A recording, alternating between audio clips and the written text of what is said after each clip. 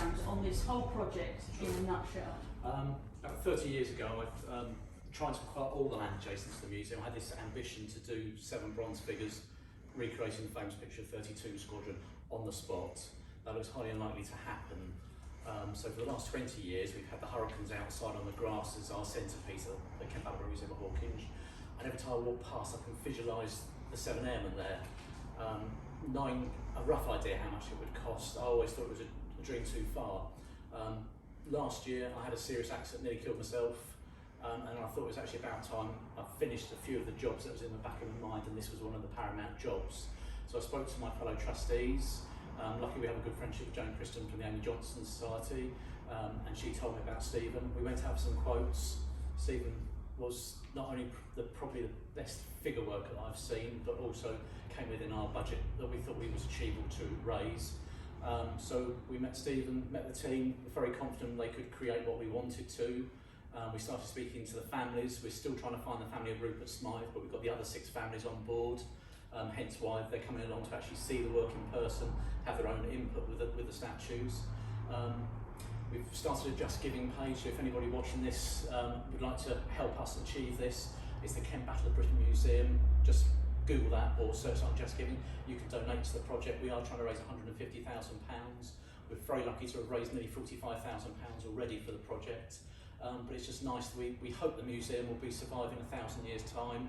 We don't know how the uniforms and metal's going to survive over a long period of time. We constantly preserve and protect it. We can only do that during our lifespan, and those we can pass it on to. But the beauty with this is that we know the bronzes will survive for thousands of years. So although we'll be forgotten, our heroes won't be, and that's the main ethos of the museum, is to commemorate the few and not the many. Tell us a little bit about that photograph and its significance. It's just an iconic photograph. Every book you pick up on the Battle of Britain, Second World War, you'll see that image. 32 Squadron, 7 airmen relaxing on the grass at A Flight dispersal at Hawkinge, taken lunchtime on the 29th of July 1940. But that snapshot just shows a sort of relaxed image between sorties. Any minute now there could be a scramble, they could be dead within minutes. You know, literally a month later, Keith Gilman, who we're representing today, was missing inside his hometown, 19 years old. That tragedy is carried through that family. They still mourn his loss, sort of thing. So hopefully this is maybe a little bit of closure for them, because they can actually come and see him, and for the generations now that follow, they never actually knew him, they can actually see him sort of one-to-one life-size scales. So. And we saw the impact it had on the family today. Just talk us through what, you know, how you felt seeing them see it. I've been incredibly nervous because this is my idea, sort of thing.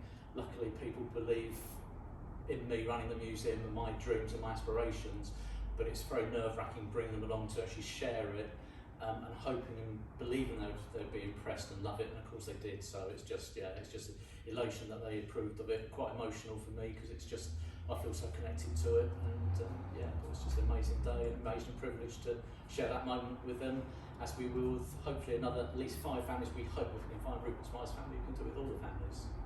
And what do you think of the statue? Oh, stunning, absolutely brilliant. Beyond my expectations. Yeah, absolutely. Obviously funding, this isn't a cheap project.